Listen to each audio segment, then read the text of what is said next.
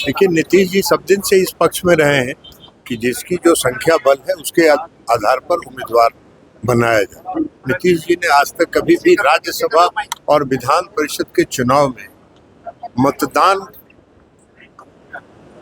को असंभव करने का प्रयास किया और इस बार भी ऐसा लगता है कि नामांकन के मुताबिक चुनाव निर्विरोध। नमस्कार, न्यूज फॉर नेशन देख रहे हैं और मैं हूं आपके साथ रंजन सिंह। राष्ट्रीय जनता दल और जनता दल यूनाइटेड, भारतीय जनता पार्टी, लोक जनशक्ति पार्टी रामविलास के सभी एमएलसी प्रत्याशियों ने नॉमिनेशन कर दिया है। बता दें आपको कि टोटल 10 कैंडिडेट ने आज नॉमिनेशन किया है और 3 बजे तक का समय जो है वह दिया गया है।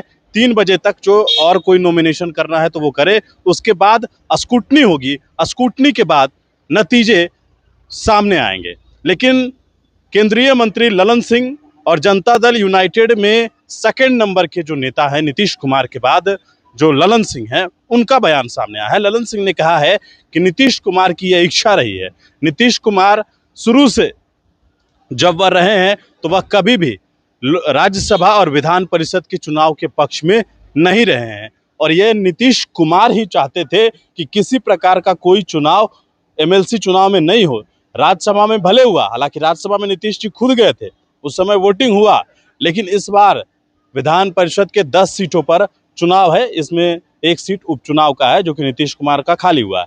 केंद्रीय मंत्री ललन सिंह पहुंचे थे और उनसे सवाल भी पूछा गया। उन्होंने कहा है कि नीतीश कुमार की यह इच्छा थी और उसी के हिसाब से 10 कैंडिडेट ने जो है वह नॉमिनेशन किया है और 10 कैंडिडेट जो है आज नॉमिनेशन करने के बाद तमाम लोग निकल गए हैं और अब 3 बजे तक फिर भी जो समय रखा गया है, चूंकि समय होता है, इतने बजे तक नॉमिनेशन आज कोई भी कर सकता है।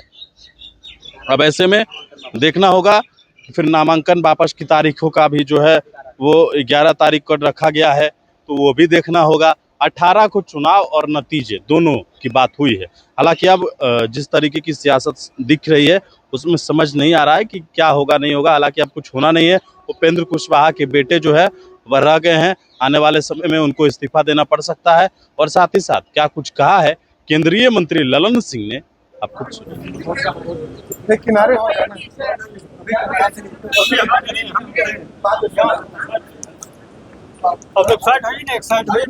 हम एक